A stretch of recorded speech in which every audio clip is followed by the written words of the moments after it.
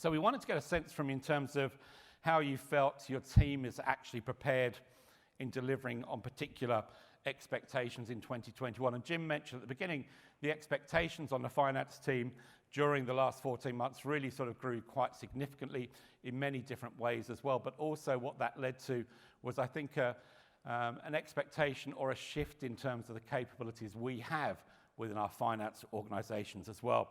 And interesting, when we think about how prepared we feel our team is, I would say we're very comfortable in those sort of traditional areas, financial planning and forecasting.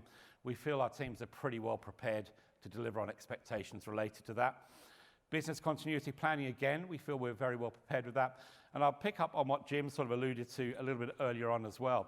I hosted a couple of digital roundtables last week, actually, and I made the comment that business continuity planning as we knew it is dead, right? If we think about business continuity planning, it's typically for fairly short-term issues. We identify the issue, we react, we remediate, we go back to normal.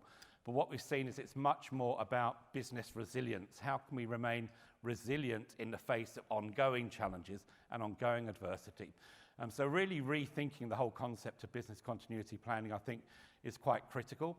We're not necessarily out of the woods yet with this pandemic, obviously, of what we see is going on in other parts of the world. So that will continue to impact how we operate and how we engage. So really making sure we remain resilient from a business point of view, particularly when it comes to overseas suppliers, overseas partners, call centres and the like. We need to expect that there will be continued disruption to a lot of the organisations and other parts of businesses we may in fact deal with around the world. Interestingly, when we look at a couple of key areas which I see as really coming up in importance, legal and regulatory compliance and governance, only about half of you feel you're sort of well prepared for that, yet we see within a lot of the surveys we've been conducting across the technology and business suite within Australia, that is a major initiative and focus for most organisations. So we probably need to think about how we can lift the skills in that area particularly. Then we go to the right-hand side of the slide as well, in terms of some of those areas where I think we're somewhat, low in terms of our expectations and capabilities. Improved business performance metrics. So we talk about business alignment, so helping the business really understand where we're performing effectively, where we're not performing, so how we can improve business performance metrics was quite low. And then also, if you think about business model transformation, those two sort of go hand in hand. So we think about how we can transform the business based on understanding how the business is performing.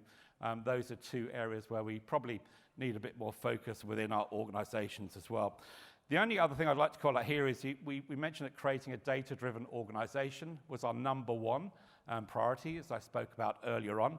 And we see there that creating data-driven insights for business growth and profitability is actually quite low in terms of the capabilities we have within our teams. And that will lead, I think, as I'll talk about a little bit later on, a real focus in terms of how we can develop our existing staff, our existing capabilities to really help us deliver on that goal to become data-driven organisations.